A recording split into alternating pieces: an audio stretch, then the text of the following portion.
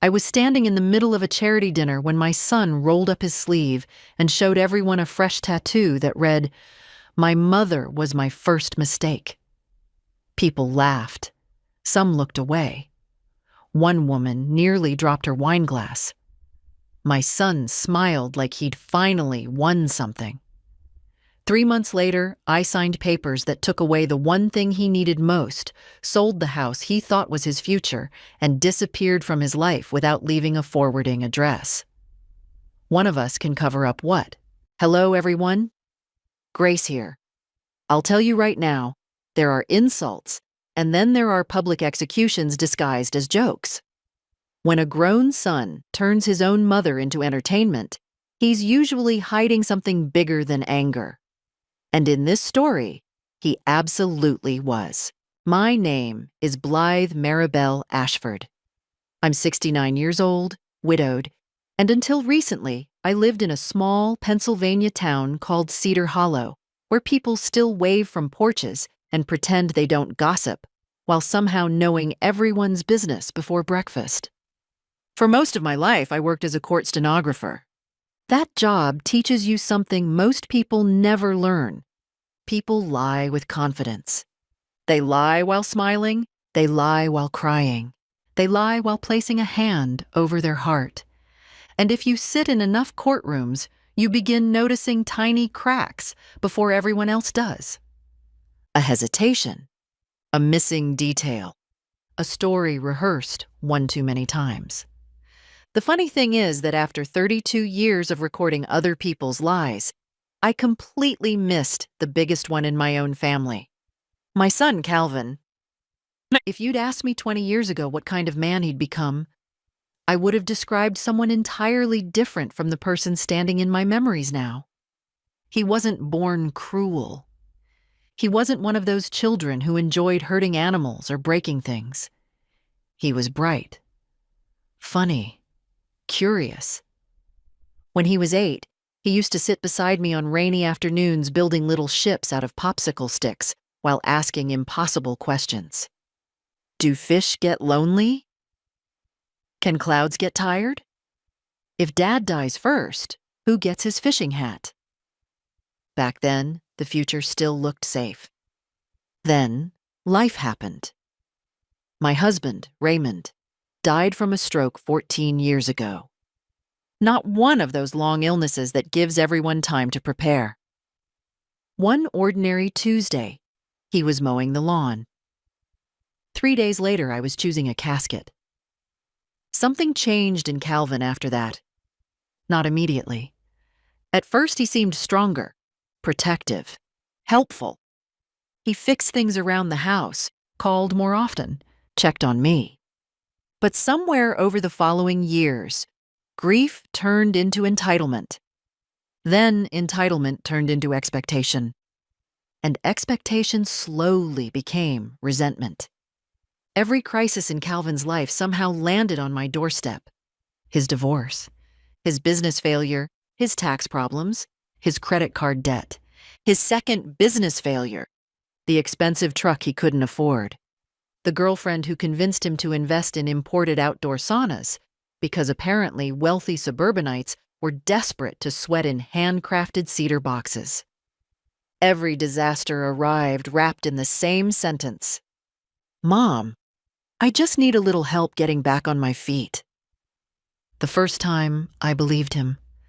The 10th time, I wanted to. The 20th time, I stopped asking questions. Mothers are strange that way.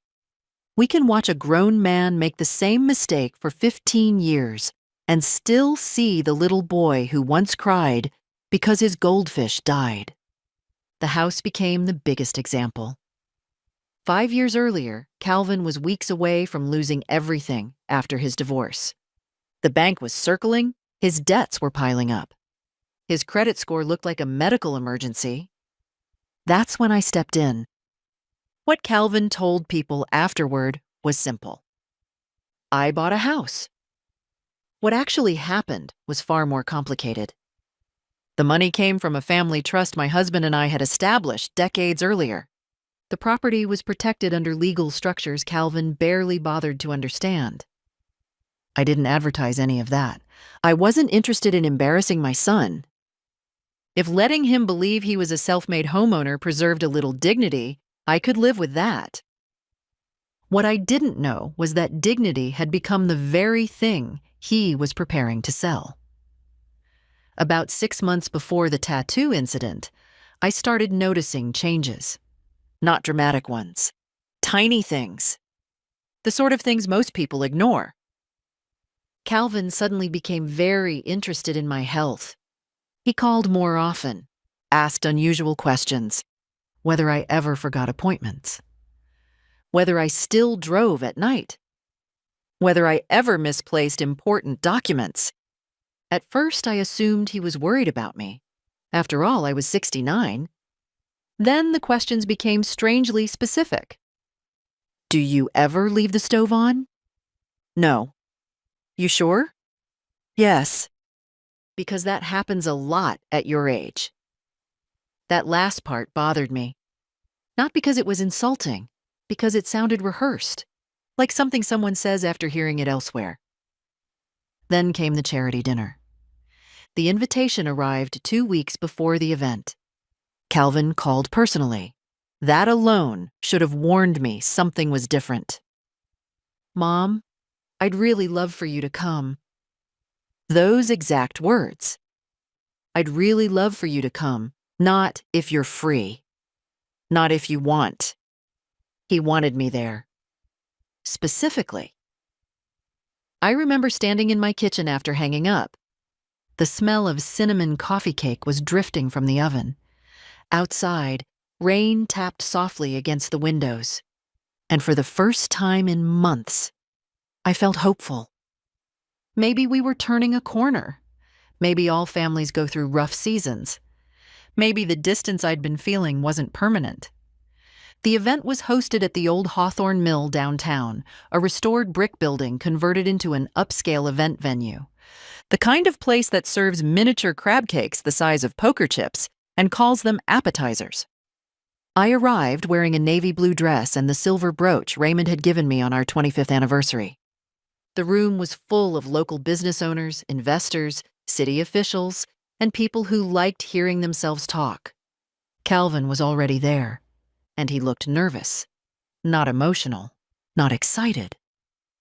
Nervous, like a man waiting for something, or someone. The first crack appeared 20 minutes after I arrived. I noticed Calvin speaking quietly with a tall man in an expensive charcoal suit. The man's name tag read, Miles Harrow. At the time, it meant nothing to me. I wouldn't understand the importance of that name until much later. But I did notice one thing. When Calvin pointed toward me, Miles looked directly at me. Not casually, carefully. The way attorneys sometimes study witnesses before testimony begins.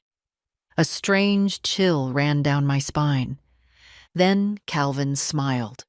Not at me, at him. And suddenly, for reasons I couldn't explain, I had the feeling that I wasn't attending a family event. I was attending something that had been planned, and I was standing exactly where someone wanted me to stand. The charity dinner continued around me as if nothing unusual had happened, but that feeling in my chest refused to leave. I've spent too many years watching people testify under oath to ignore instinct. Instinct had kept innocent people from making terrible deals. Instinct had exposed lies that looked flawless on paper. And right now, instinct was telling me that my son wasn't simply hosting me at a fundraiser. He was positioning me. For the next hour, I watched more than I talked. That's another habit my old job left behind. Most people think silence means weakness. They don't realize silence is where you collect information. Calvin drifted from table to table, introducing investors, local business owners, and city officials to one another. Every conversation somehow circled back to his newest venture. I'd heard pieces about it before, though never enough to understand exactly what he was building. Luxury cabins, wellness retreats, exclusive experiences. The description changed depending on who was listening. To one person, it was real estate. To another, it was hospitality. To someone else, it was a lifestyle brand. Whenever details became necessary, Calvin suddenly became vague. That was another thing I noticed. People hiding bad ideas usually hide behind big words. Near the dessert table, I finally found myself standing beside an old acquaintance named Helen Bruckner. We'd known each other for years. She leaned closer and lowered her voice. "Your son seems busy." "He usually is." "These investor people seem very interested." I followed her gaze. Miles Harrow was speaking with two men in tailored suits. They weren't eating. They weren't drinking. They were studying architectural drawings spread across a cocktail table. My stomach tightened. Helen noticed my expression. "You didn't know?" "Know what?" She blinked. "Oh, I assumed Calvin told you." "Told me what?" Now she looked uncomfortable. "The development project?" The room suddenly felt warmer. "What development project?" Helen hesitated. "Maybe I shouldn't." "What development project, Helen?" She sighed. "I heard they're looking at several properties outside town. New luxury townhomes, walking trails, retail spaces, that sort of thing." I stared at her. "And Calvin is involved?" "That's what everyone says." I forced a smile. "Interesting." But it wasn't interesting. It was alarming. Because Calvin had never mentioned any development project. Not once. And Calvin talked constantly when he thought money was coming. The fact that he hadn't mentioned this told me one of two things. Either it wasn't important, or it was extremely important. A few minutes later, Calvin appeared beside me, carrying 2 glasses of sparkling water. "Having fun?" "I've had worse evenings." He laughed. Then I decided to test something. "Helen says you're involved in some kind of development project." The smile didn't disappear, but it tightened, only slightly. Most people would have missed it. I didn't. "Just business stuff." "What kind of business stuff?" "Nothing finalized." "What are you building?" He took a drink. "We're exploring opportunities." That wasn't an answer. It was a politician's escape route. I kept my expression neutral. "Sounds exciting." "Yeah." Then he changed the subject immediately. Too quickly. The crack widened. For the next 30 minutes, I paid attention to something else. How often Calvin looked toward me. Not lovingly, not protectively, monitoring. Almost as if he needed to know exactly where I was. Exactly who I spoke to. Exactly what I heard. By then I was beginning to feel less like his mother and more like an object that needed supervision. Then something even stranger happened. A woman I'd never met approached our table. She introduced herself as a healthcare consultant. At first, the conversation seemed ordinary. Then she asked me whether I still lived alone, whether I drove, whether I handled my own finances, whether I ever felt confused managing paperwork. The questions came wrapped in smiles, but they weren't normal dinner conversation, not even close. I answered politely, then watched her leave. A minute later, she joined Miles Harrow's group. My pulse slowed. Not from fear, from clarity. Courtrooms teach you something important. The moment evidence begins fitting together, panic disappears. You stop guessing. You start observing. And for the first time that evening, I became absolutely certain of one thing. None of this was accidental. Not the guests. Not the conversations. Not the questions. Not even my invitation. Somewhere beneath the surface of this perfectly polished charity event, a story was being built. And somehow, I had become one of its main characters. I just didn't know what role my son wanted me to play yet. Then Calvin stepped onto the small stage near the center of the room. Someone handed him a microphone. The crowd quieted. Applause spread through the hall. I noticed Miles Harrow move closer. I noticed several people pull out their phones. And I noticed Calvin glance toward me before he began speaking. Only once. But it was enough. The kind of look people give right before they reveal something they've rehearsed many times. Something they can't wait for others to see. I had no idea that within minutes my son was about to humiliate me in front of everyone in that room. And I had even less idea that the tattoo wasn't the worst thing he had planned. Calvin always loved an audience. When he was 10 years old, he once stood on our dining room table and performed an entire magic show he'd learned from a library book. Every trick failed. The cards fell apart. The coin disappeared into an air vent.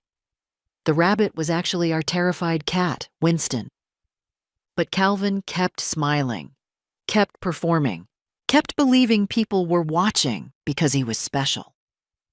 Standing in the Hawthorne Mill that night, I realized that part of him had never changed. He adjusted the microphone and flashed the same confident smile. The room quieted. Glassware stopped clinking. Conversations faded. Nearly 100 people turned toward him. Thank you all for being here tonight. Applause followed. Calvin launched into a speech about entrepreneurship, resilience, community investment, and building a better future. The sort of polished language that sounds impressive until you realize it contains very little actual information. People nodded anyway. They always do, especially when expensive suits are involved. I watched from my table while he worked the room exactly the way lawyers work juries.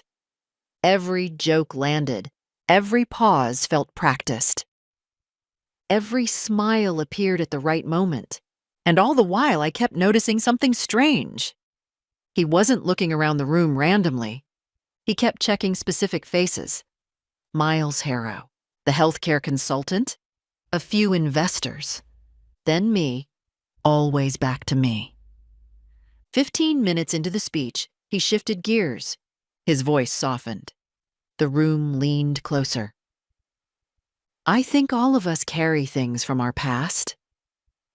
A few people nodded. Sometimes those things make us stronger. More nodding. Sometimes they hold us back. I felt my stomach tighten. The direction of the conversation had changed. My journey hasn't always been easy.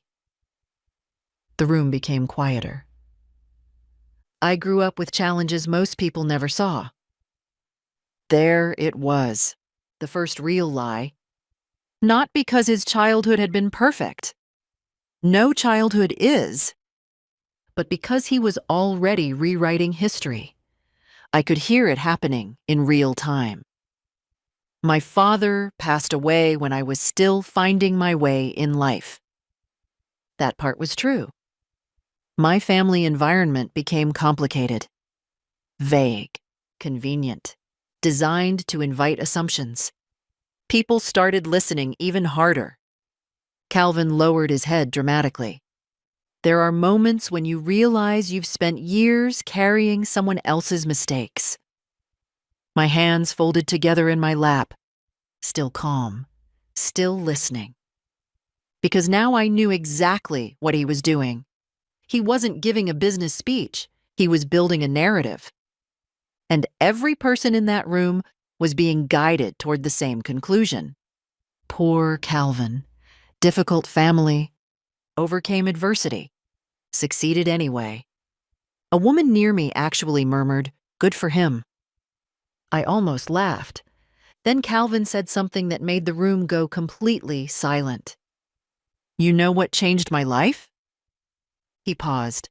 I finally stopped pretending. The crowd waited. So tonight I want to show you something. My pulse slowed, not faster, slower. That always happened when I sensed something bad was coming. Calvin stepped away from the microphone stand. The spotlight followed him. Several phones lifted higher. People expected an announcement, an engagement, a business launch, some exciting surprise. Instead, he rolled up his left sleeve, slowly, deliberately, like a magician revealing the final trick. The tattoo appeared inch by inch, fresh black ink, still healing, still red around the edges. For one strange second, I couldn't process the words. I saw the letters. I read them. But my mind refused to connect them. Then reality caught up. My mother was my first mistake. The entire room froze. Nobody moved. Nobody spoke. Even the servers stopped walking. I heard someone whisper, "Jesus." Another person laughed nervously. Then more laughter followed. Not loud, not comfortable. The kind people use when they don't know how they're supposed to react. I looked directly at my son. He wasn't embarrassed. He wasn't ashamed. He looked proud, as if he'd just unveiled a masterpiece. Then he raised the microphone again. "I think honesty matters." A few awkward chuckles echoed through the room. My eyes moved across the crowd. Some people looked horrified. Others looked entertained. Several looked directly at me. That was the moment I understood something important. The tattoo wasn't for Calvin. It wasn't even about me. It was for them. Every person in that room. A public exhibit. A declaration. He wanted strangers to believe there was a reason a son would permanently write something like that onto his body. He wanted them filling in the blanks themselves. Abusive mother. Controlling mother. Damaging mother. Whatever story they imagined would work in his favor. And suddenly, all the strange conversations from earlier made perfect sense. The questions, the healthcare consultant, the careful introductions, the constant observation. This wasn't an emotional outburst. It was a performance. Months of preparation wrapped in a few seconds of theater. Then Calvin looked directly at me, right there in front of everyone, and smiled. Not warmly, not apologetically, triumphantly, as if he'd finally cornered an opponent. "Blythe," he said into the microphone. Not mom, not mother. Blythe. The room became painfully quiet. "What do you think?" 100 faces turned toward me, waiting, watching, hoping for tears, or anger, or a scene, anything dramatic, anything entertaining. Instead, I slowly picked up my glass of water, took a sip, set it back down, and asked the only question that mattered. "Do you mean it?" The smile on Calvin's face never moved, not even slightly. Every letter. The answer landed harder than the tattoo itself, because now there was no misunderstanding, no joke, no excuse, no drunken mistake, just intention, pure and simple. And as I sat there staring at the son I barely recognized, one thought entered my mind with absolute clarity. This wasn't the beginning of something. It was the end. I just didn't know yet how much my son was about to lose. The silence lasted maybe 3 seconds. It felt like 3 years. Nobody knew what to do. Not Calvin, not the guests, not even me. Because there are certain moments in life that don't fit inside normal social rules. What exactly is the proper response when your own son publicly unveils a tattoo calling you his first mistake? Applause would be insane. Sympathy would be awkward. Silence was all anyone had. Then someone near the back laughed. Another person joined in. The tension broke. Conversation slowly returned. People started pretending they hadn't just witnessed something ugly. That's what adults do when discomfort enters a room. They decorate it and call it normal. Calvin stepped down from the stage like he'd accomplished something important. Several investors immediately approached him. One man slapped him on the shoulder. Another shook his hand. I watched from my chair, not crying, not angry, just observing. The same way I used to observe witnesses before they destroyed themselves under cross-examination. Because once emotion disappears, details become visible, and details were everywhere. Miles Harrow walked directly toward Calvin, the developer, the man who had been studying me all evening. They spoke quietly, too quietly to hear. But I noticed something interesting. Miles glanced toward me twice during the conversation, not with pity, with evaluation, like someone inspecting property before signing paperwork. The feeling returned immediately. The tattoo wasn't the destination. It was a step, part of a larger plan. A few minutes later, a woman approached my table, older than me, elegant, silver hair pinned neatly above a navy silk dress. I just wanted to say I'm sorry. I looked up. She seemed genuine. For what? She hesitated. For having to experience that. I smiled politely. Thank you. She glanced toward Calvin. That wasn't bravery. No, it looked rehearsed. That surprised me. Apparently, I wasn't the only person noticing things. The woman introduced herself as Judge Eleanor Finch, recently retired from the county court. We spoke briefly. Nothing dramatic.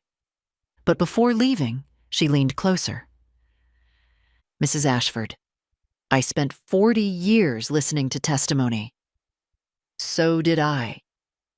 Something flickered across her face. Understanding, recognition.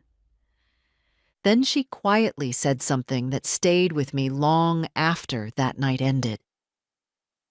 People rarely build a stage unless they plan to perform more than one act. Then she walked away. I sat there turning those words over in my mind. More than one act. Exactly. The tattoo had required planning.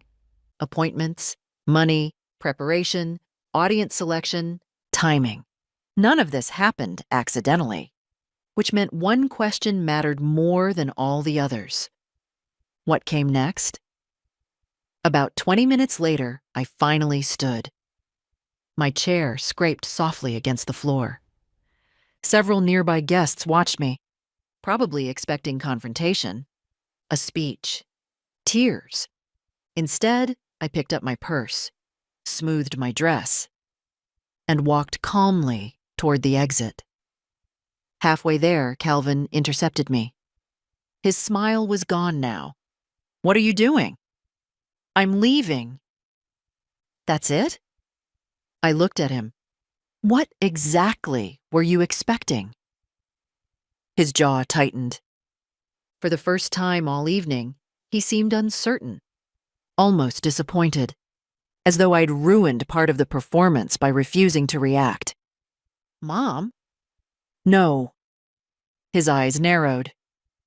I almost never interrupted people, especially family. But tonight was different.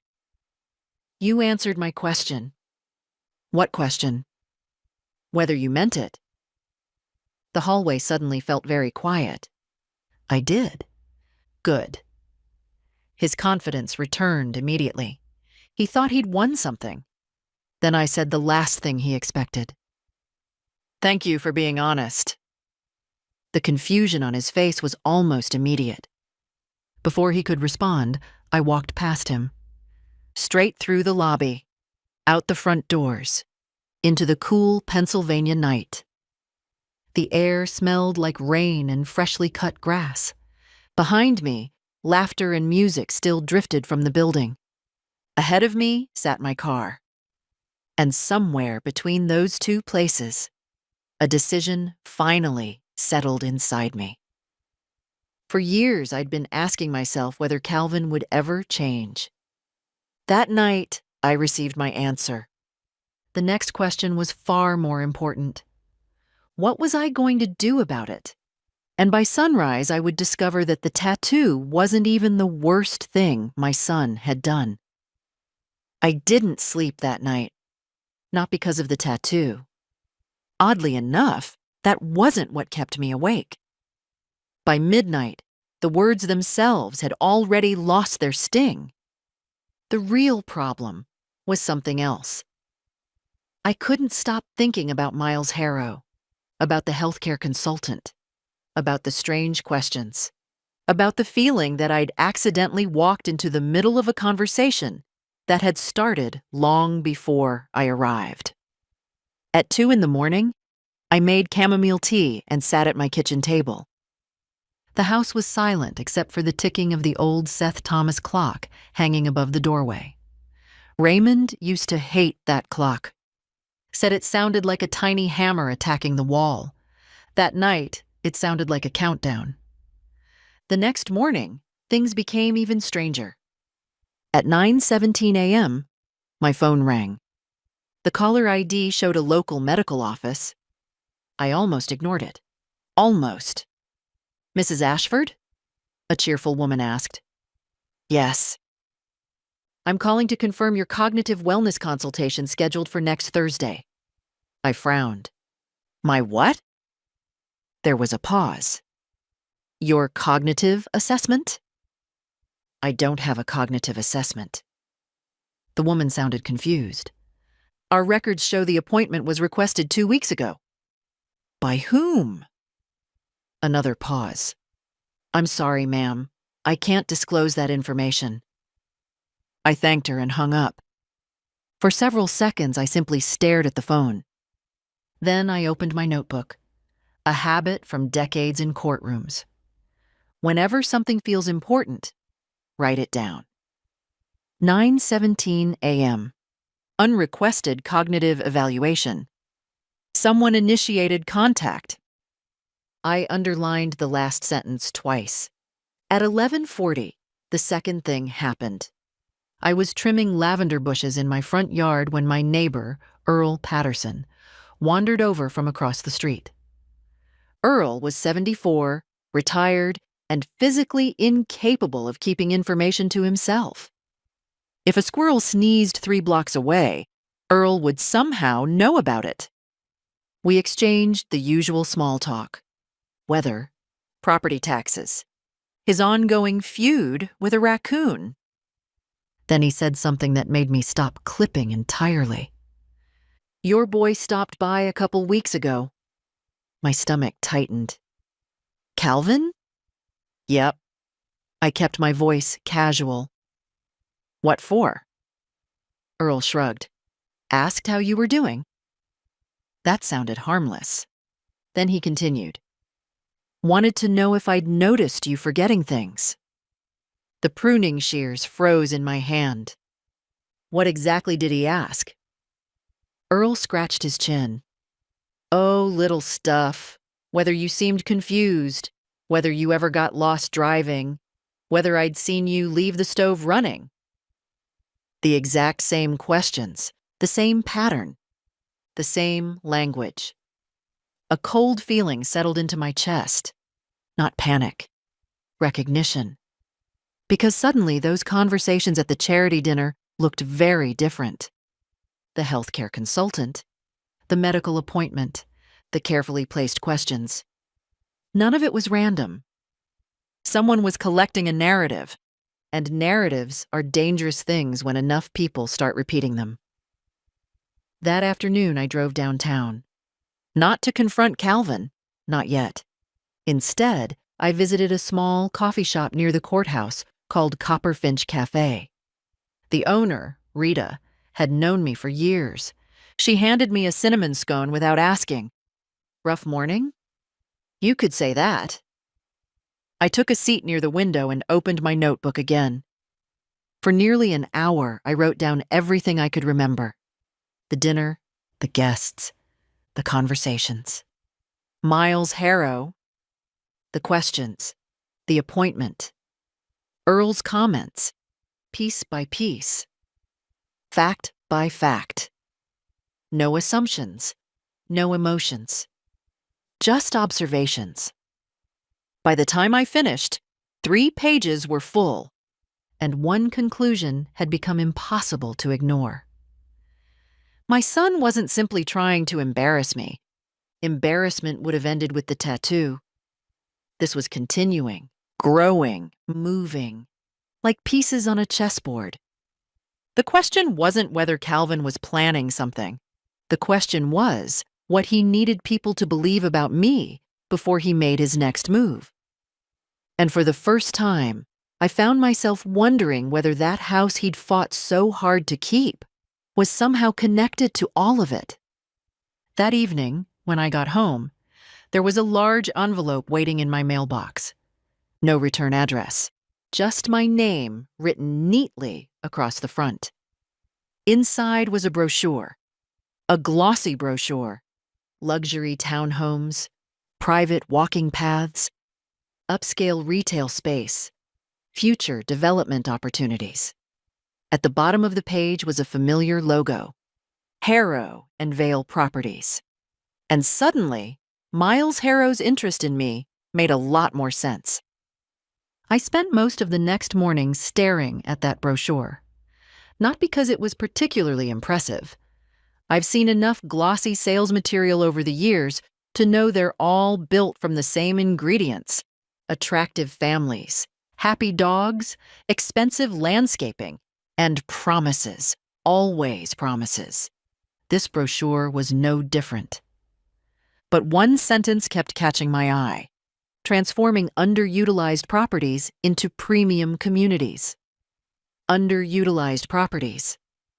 That phrase bothered me, because developers rarely invent language. They choose it carefully, the same way attorneys choose words, the same way witnesses choose words. Every phrase exists for a reason. I poured myself coffee and spread the brochure across my kitchen table. Then I grabbed a county map from a drawer, an old habit. When something feels wrong, start with facts. The proposed development area sat on the eastern edge of Cedar Hollow. Several properties were highlighted. Some already sold. Some marked as pending acquisition. One of the highlighted zones sat alarmingly close to Calvin's neighborhood. Very close. Close enough to make me stop drinking my coffee. At exactly 10:03 that morning, I called someone I hadn't spoken to in nearly a year, Nolan Wexford, the attorney who had helped Raymond and me establish our family trust decades earlier. Nolan was 76 now, sharp as broken glass, and entirely unimpressed by human stupidity. His receptionist squeezed me in that afternoon. By 2 o'clock, I was sitting across from him in his office above an old pharmacy downtown. The walls were lined with legal books. Most looked older than some college students. Nolan listened without interrupting while I explained everything: the tattoo, the dinner, the questions, the brochure. When I finished, he leaned back in his chair. That was all. Just, I've learned that when experienced lawyers become quiet, you should pay attention. Finally, he folded his hands. Have you spoken to Calvin? No. Good. That surprised me. Good? Very good. He removed his glasses. If your instincts are correct, talking to him right now accomplishes nothing. I stared at him. You think my instincts are correct? Nolan didn't answer immediately. Instead, he opened a cabinet and removed a thick file. The Ashford Family Trust. I recognized the folder instantly. The sight of it made my stomach tighten. Nolan flipped through several pages, then stopped. Blythe, tell me something. All right. Does Calvin understand the actual ownership structure of the house? I hesitated. More or less. Nolan laughed, a short, humorless laugh. That's not what I asked. The room suddenly felt smaller. I thought about it honestly, about the conversations over the years, the assumptions Calvin made, the things he never bothered reading, the documents he always skimmed. Finally, I sighed. No. Nolan nodded. That's what I suspected. A lot of people think the tattoo was the biggest betrayal. I don't. My verdict? The tattoo was just advertising. This meeting was the real danger.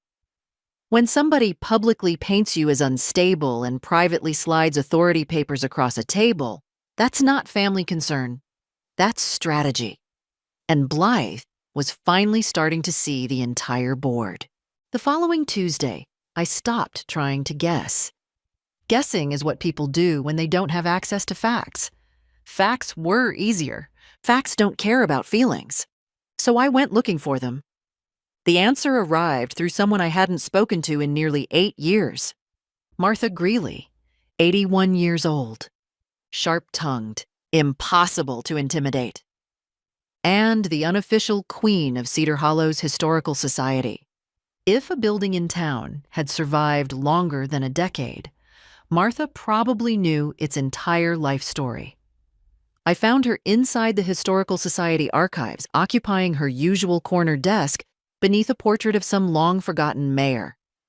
"Blythe Ashford," she said, lowering her glasses. "Either you've come to volunteer or something's wrong." "Definitely the second one." That earned a smile. An hour later, we sat surrounded by maps, survey records, photographs, and enough dusty paperwork to trigger allergies in 3 counties. I explained what little I knew about Harrow and Vale, the proposed development, the surrounding properties, the pressure Calvin seemed to be building. Martha listened quietly. Then she asked one question. "Which parcel are they desperate for?" I gave her the address. Her eyebrows immediately rose. "That's interesting." "Why?" Instead of answering, she disappeared into a back room. When she returned, she carried a large archival box. The cardboard looked older than some marriages. She placed it on the table and carefully removed several yellowed documents: property surveys, historic maps, photographs. Then she slid one image toward me. At first I didn't understand what I was seeing. Then I recognized it. The old workshop. Raymond's workshop. The structure sitting behind Calvin's house. The same one everyone ignored. The same weathered building filled with old woodworking tools, antique workbenches, and decades of dust. "Why am I looking at this?" Martha tapped the photograph. "Because this isn't just an old workshop." I frowned. "What is it?" "A preserved 19th century carriage repair building." I stared at her. She stared back. Neither of us spoke for a moment. Finally, I laughed. "You're kidding?" "I'm not." She pulled another document from the box. A preservation survey completed years earlier.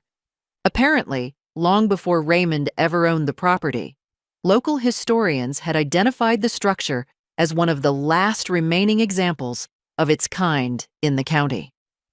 The designation process had never been completed. Funding disappeared. Projects changed. People forgot. But the documentation remained, waiting. My pulse quickened. Does Harrow know this? I doubt it. What happens if the site receives historic protection? Martha's smile widened. Then demolition becomes very complicated.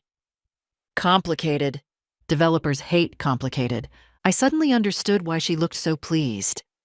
The workshop wasn't valuable because of what it was. It was valuable because it could stop what someone else wanted. For the next 2 hours, Martha showed me records, reports, photographs, and preservation recommendations that had been sitting unnoticed for decades. By the time we finished, I wasn't looking at a forgotten workshop anymore. I was looking at leverage. Legal leverage. Powerful leverage. And perhaps the first truly unexpected piece on the board. As I gathered copies of the documents, Martha folded her arms. "You know," she said, "developers usually move fast when they think nobody's paying attention." I nodded. "I've noticed." She studied me carefully. Then her expression softened. "Your husband loved that workshop." The words hit harder than I expected, because it was true. Raymond had spent countless evenings there, building cabinets, repairing furniture, teaching Calvin how to use tools, creating things with his hands. For years, I'd viewed the workshop as little more than a memory. Now I realized it might become something else. Protection. When I finally left the Historical Society, the sun was beginning to set. The copies sat on the passenger seat beside me. For the first time in weeks, I felt something dangerous. Hope. Not because I'd won, not even close, but because for the first time since that charity dinner, I had discovered something Calvin didn't know. And in every battle, the most valuable thing in the world is information your opponent doesn't realize exists. 3 days after my visit to the Historical Society, Calvin called again. His timing was becoming predictable. Every time I discovered something new, he somehow seemed to sense that control was slipping. "Mom?" His voice sounded unusually warm. That alone made me suspicious. "Calvin." "I was thinking." Dangerous words. "What about?" "Maybe we got off on the wrong foot at the cafe." I nearly laughed. At 69, I'd learned that people only use phrases like wrong foot when they want to avoid discussing the actual foot that kicked the door down. Maybe. "I don't want us fighting." There it was again. The same script. The same carefully measured concern. Then he suggested dinner. Not at his house. Not in public. At mine. A detail that immediately caught my attention. He wanted to enter my territory, to look around, to evaluate, maybe even to search for something. I agreed anyway, because by then I had stopped avoiding information. Information was useful, and Calvin tended to reveal more than he realized. The following evening, he arrived carrying a bottle of wine and a bakery box, an unusual level of effort. The moment I opened the door, he smiled. For a second, I saw the little boy he used to be. Then the illusion vanished. People often mistake familiarity for trust. The two aren't the same thing. We sat in the kitchen. I served chicken pot pie. The same recipe I'd been making for nearly 30 years. For a while, the conversation remained harmless. Weather, the town, a new restaurant opening near Main Street. Then Calvin began steering things. Slowly, subtly, toward exactly where he wanted them. "How's your memory these days?" There it was, right on schedule. I continued eating. "Fine." "You sure?" "Pretty sure." He chuckled. "I'm serious." "So am I." His smile faded slightly. A few minutes later, he tried another angle. "Do you ever feel overwhelmed handling everything yourself?" "No." "What about finances?" "No." "Paperwork?" "No." The repetition began irritating him. Good. I wanted irritation. People reveal themselves faster when they stop feeling comfortable. Then he made a mistake. A small one, but important. "You know, if something happened suddenly, it could create a mess with the trust." I froze internally, not externally. Never externally. But internally, every alarm bell rang at once. The trust. Interesting. Because I'd never mentioned the trust during our cafe meeting. Not once. Yet here he was, bringing it up again. like a man circling a locked door. I set down my fork. What specifically concerns you? For a brief moment, Calvin hesitated, then recovered. I'm just thinking ahead. Of course. Always thinking ahead. Always planning. Always preparing. The conversation continued another 20 minutes. The longer we talked, the more obvious his frustration became. He wasn't gathering information. He was checking progress, like someone waiting for a fruit to ripen. Finally, he stood to leave. We walked toward the front door together. Then he paused, his eyes drifting toward Raymond's old workshop, visible through the backyard window. The workshop. The very building Martha had spent hours discussing. The building that suddenly mattered. What are you going to do with that thing? His tone sounded casual. Too casual. I followed his gaze. The workshop? Yeah, I shrugged. Nothing. It's falling apart. No, it isn't. It probably should come down eventually. There it was, not a suggestion. A preference. A very specific preference. I looked at him carefully. Your father loved that building. Calvin's expression tightened. That doesn't make it useful. Useful. Interesting choice of word. Developers love useful. Investors love useful. People planning demolition love useful. The silence stretched. Then he smiled again. Too quickly. Just a thought. I nodded. Of course. A thought. Nothing more, except it wasn't. Because during the entire evening, that was the only thing he'd shown genuine interest in. Not me. Not my health. Not our relationship. The workshop. The moment he drove away, I locked the door and returned to the kitchen. Then I opened my notebook. 1 page, 1 sentence. Calvin specifically wants the workshop removed. I underlined it twice, because instinct was no longer enough. Facts were accumulating. Patterns were emerging. And for the first time, I could almost see the shape of the trap my son had been building. The problem for Calvin was simple.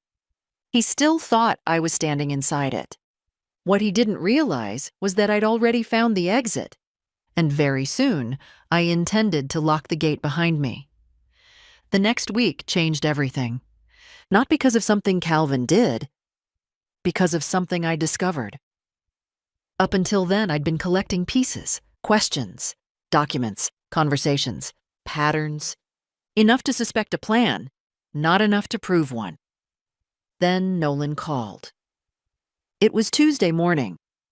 I was halfway through watering the hydrangeas when my phone rang. His voice sounded unusually serious. Blythe, I think you'd better come in. That was all he said. No explanation, no details. Just enough to tell me something important had surfaced. 40 minutes later, I was sitting across from him again. The same office, the same walls of legal books. But this time, Nolan already had a folder waiting on his desk. And judging by his expression, he wasn't happy. What happened? I asked. Instead of answering, he slid several documents toward me. At first glance, they looked harmless. Routine paperwork. Requests, applications, formal inquiries. Then I saw the name, Calvin Ashford. My stomach tightened. What am I looking at? Nolan removed his glasses. An early-stage petition package. The room became very quiet. I read further. And suddenly, my blood ran cold. Because there it was, page after page, references to age, capacity concerns, decision-making ability, financial oversight, medical evaluation recommendations, not filed yet, not approved, but drafted. prepared, waiting. For several seconds, I couldn't speak. Then I looked up. He was actually going to do it. Nolan nodded, slowly. He was preparing to. A strange feeling washed over me. Not shock, not sadness. Confirmation. The kind that arrives when your worst suspicion finally becomes fact. Everything suddenly fit. The healthcare consultant, the cognitive assessment, the questions to neighbors, the concern about my memory, the authority forms, the conversations, the narrative. It had never been random. It had been construction. Brick by brick, story by story, creating a version of Blythe Ashford that could eventually be presented to a court, confused, vulnerable, declining, in need of assistance, in need of supervision, in need of someone else making decisions. And that someone would have been Calvin. I stared at the paperwork. Years ago, this discovery would have broken me. Not anymore, because another realization arrived at the same moment. If Calvin had already prepared documents like these, then he was running out of patience. People don't draft legal moves unless they intend to use them. Soon, very soon. How close was he? I asked. Nolan considered the question carefully. Closer than I'd like. I nodded, then sat quietly for a moment. Looking at the papers. Looking at my son's name. Looking at the future he'd been preparing for me, without my knowledge. And something unexpected happened. I stopped feeling guilty. For weeks, I'd wrestled with uncomfortable questions. Had I been too strict when Calvin was young? Too demanding after Raymond died? Too focused on responsibility and not enough on comfort? The answer was probably yes. I wasn't a perfect mother. No mother is. But none of those failures justified this. Nothing did. Not the tattoo, not the lies, not the attempt to erase my authority over my own life. For the first time, I separated two truths. I could have made mistakes, and Calvin could still be wrong. The two things could exist together. That realization felt strangely freeing. When I finally stood to leave, Nolan handed me a copy of the documents. Keep these. I slipped them into my bag. Outside, the afternoon sun reflected off the courthouse windows.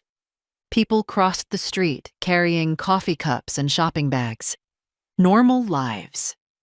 Normal days. Meanwhile, my own son had been quietly preparing a legal argument that I was no longer capable of running my own affairs. The thought should have devastated me. Instead, it sharpened my focus, because now I knew exactly what was happening. And knowledge changes everything. As I walked toward my car, my phone buzzed. A new message from Calvin. Hey, Mom. Just checking in. Hope you're doing okay. Love you. I stared at the screen for several seconds, then laughed. Not because it was funny, because it was unbelievable. A man preparing to take control of my life was asking whether I was doing okay. I slipped the phone back into my purse. For the first time since all this started, I wasn't reacting to Calvin's moves anymore. I was waiting for the right moment to make my own. And when that moment came, it wouldn't involve arguments. It wouldn't involve revenge. It would involve paperwork. The one language my son apparently respected more than family. The moment arrived sooner than I expected. 2 weeks after Nolan showed me the draft petition, I received a call from Martha Greeley. She sounded almost cheerful, which coming from Martha usually meant somebody else's plans were about to collapse. Blythe, she said, you need to come down here. Good news? The kind that makes developers lose sleep. 30 minutes later, I was sitting across from her inside the Historical Society archives. Several new folders sat on the table. More documents, more surveys, more records. But these weren't old. These were current. Very current. Martha pushed the top file toward me. The Preservation Board reviewed the workshop. My pulse quickened. And? A slow smile appeared.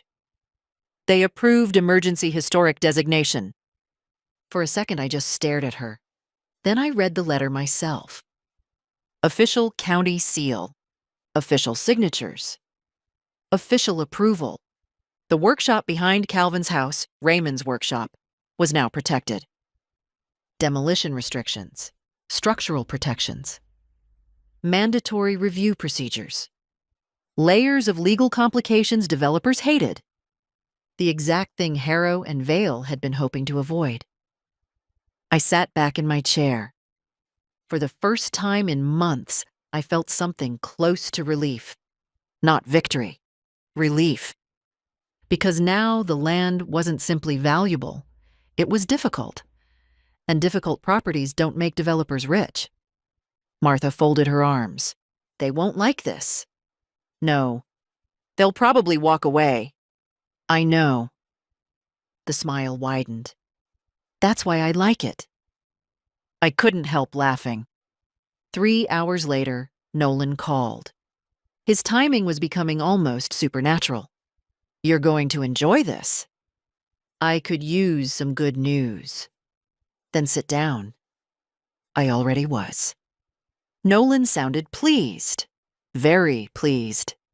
The trust has received a formal purchase offer. I frowned. A purchase offer.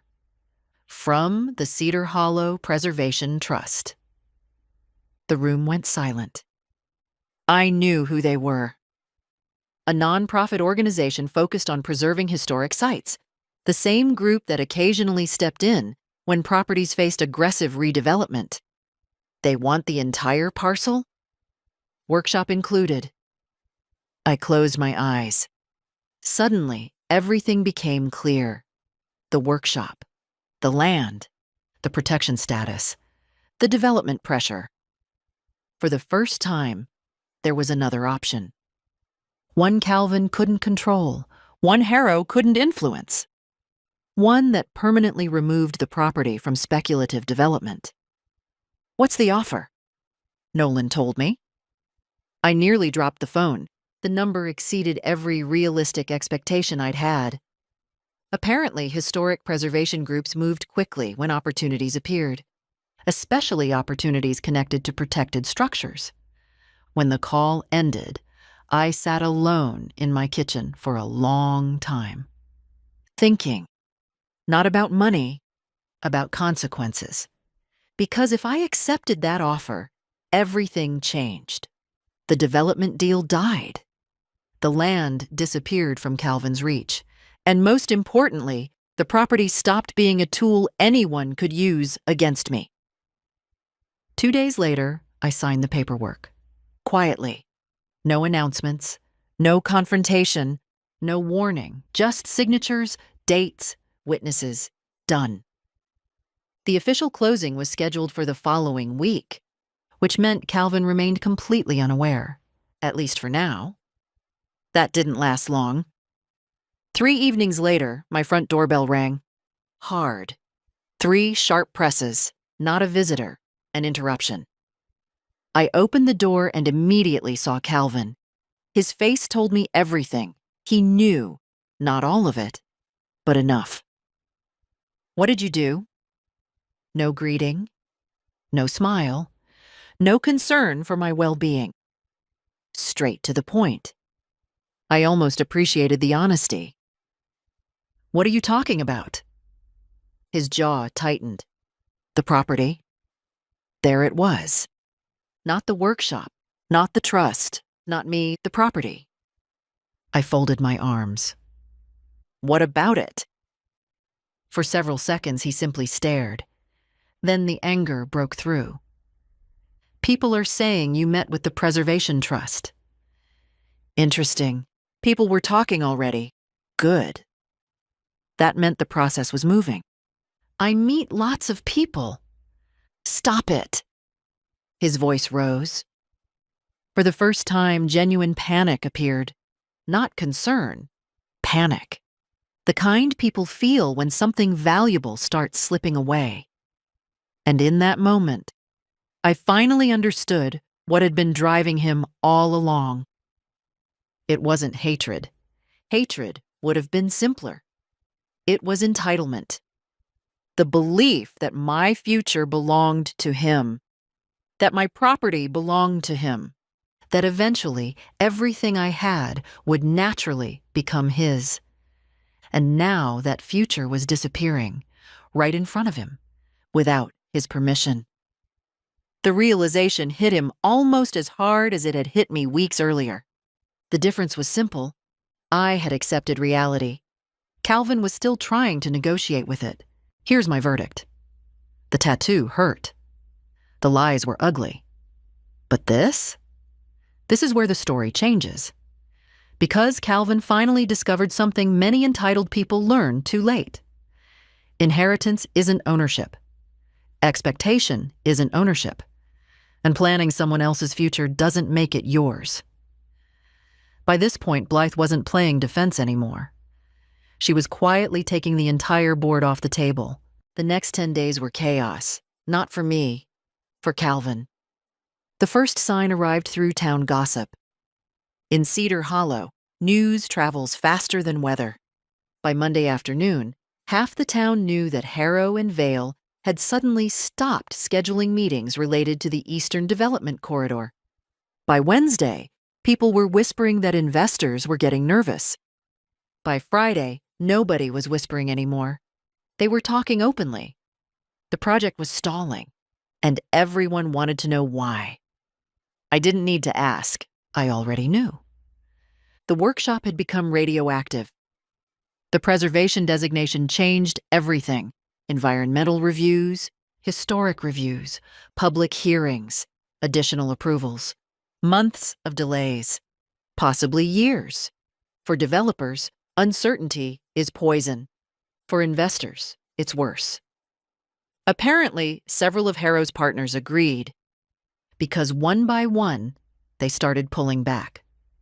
Then came the phone calls, not from Calvin, from other people. People I'd never met. People suddenly interested in having friendly conversations. One businessman suggested lunch. Another wanted to discuss community opportunities. A third offered to help find a solution that benefits everyone. The funny thing about age is that eventually you stop confusing politeness with sincerity. I declined every invitation. Meanwhile, Calvin's situation deteriorated. Fast. Much faster than I'd expected. The first real crack appeared when Kelsey left. I learned that through Earl Patterson. Of course, Earl knew everything. Apparently, she'd moved out over a weekend. No dramatic goodbye. No public argument. Just packed boxes and a rented truck. Gone. A few days later, another rumor surfaced.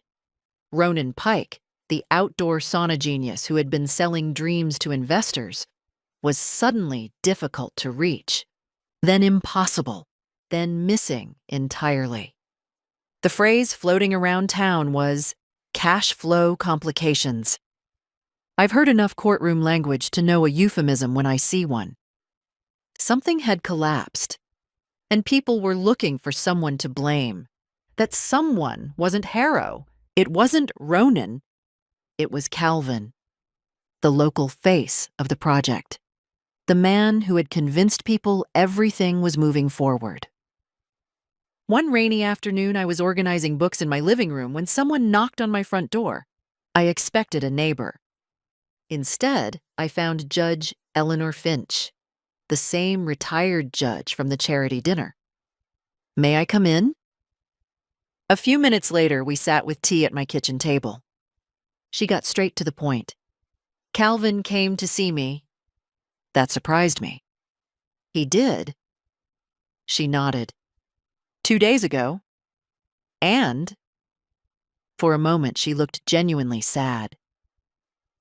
He wanted advice. I waited. He said everything was falling apart. I stared into my tea. Not because I enjoyed hearing it, because part of me still remembered the little boy with popsicle stick boats. The boy existed. He always would. Unfortunately, so did the man. Judge Finch watched me carefully. Do you know what struck me? What? He never talked about losing you. The words landed softly, but they landed hard. He talked about losing the property. Silence settled between us. Then she continued. The development, the investors, the opportunity. Another pause. Not once did he ask how to repair the relationship. I closed my eyes briefly, because that was exactly what I'd feared. Judge Finch eventually left, but her words stayed behind. That night, I sat on my back porch, watching rain move across the yard. The workshop stood in the darkness beyond the trees, still there, still protected, still stubbornly surviving. Just like Raymond would have wanted. Then my phone buzzed, a text message. From Calvin. The first message in nearly a week. I expected anger, accusations, demands. Instead, I received a photograph. His forearm, the tattoo, or what remained of it. The words were partially hidden beneath fresh black ink. An unfinished cover-up. Dark shapes, feathers, branches, the old sentence disappearing underneath new artwork. Beneath the photo was a single message. I should have never done it. I stared at the screen for a long time. Then another message appeared. Can we talk? For several minutes, I didn't move. Outside, rain tapped against the porch roof. Inside, my phone remained in my hand.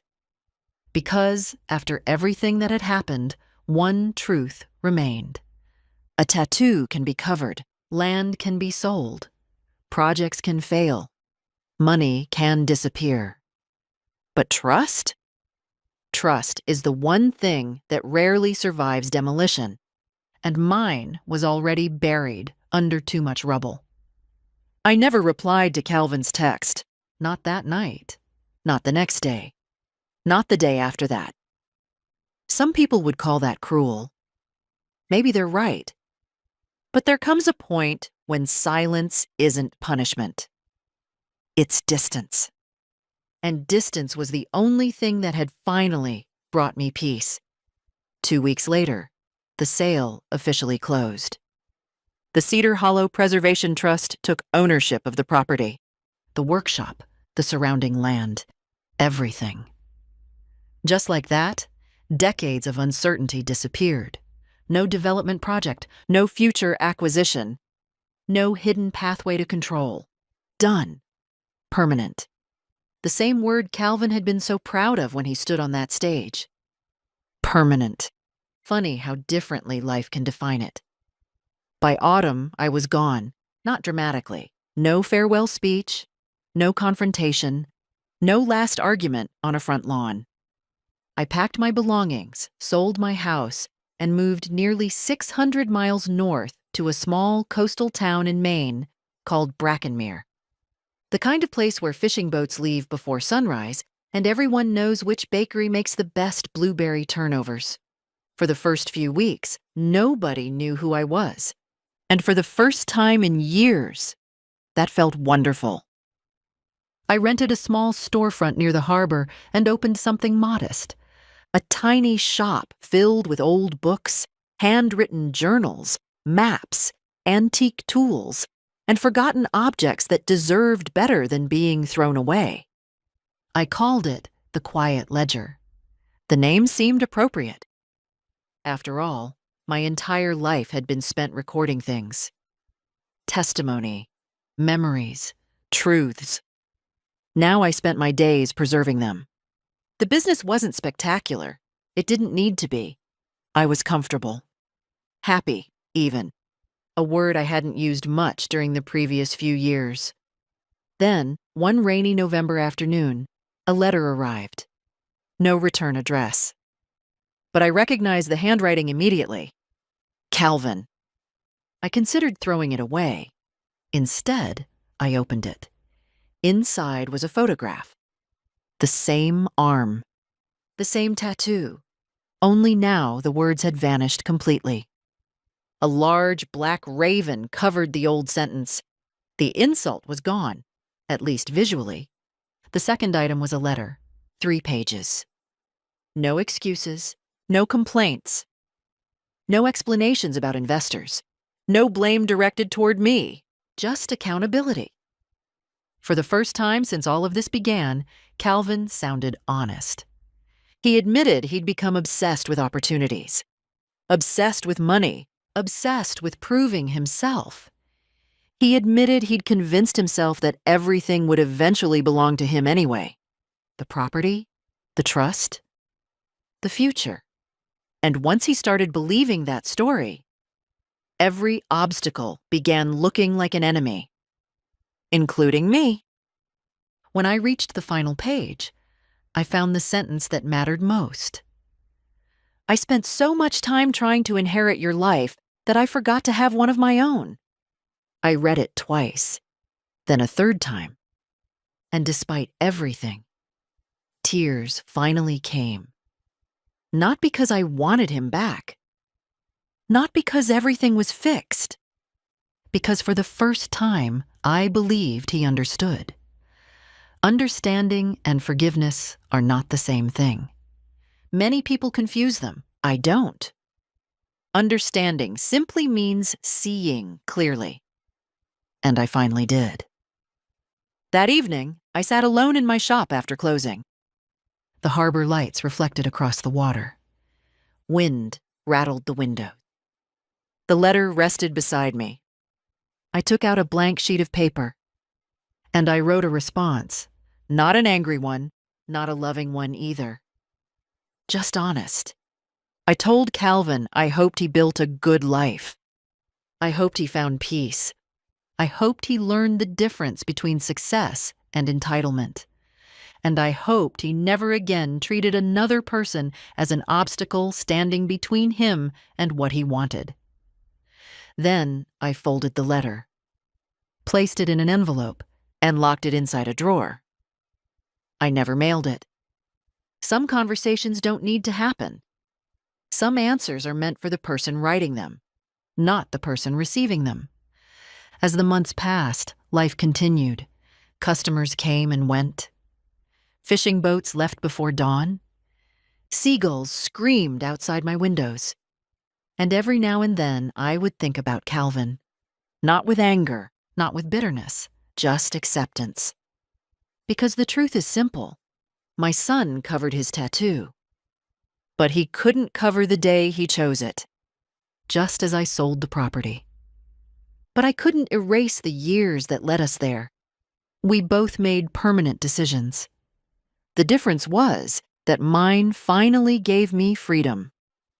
And if you're wondering whether I ever saw him again, no, I didn't.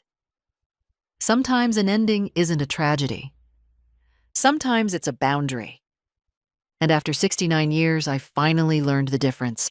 Personally, I don't think I would have disappeared completely. I might have made Calvin tell the truth publicly before walking away. But I understand Blythe's choice. Some relationships don't end because love disappears.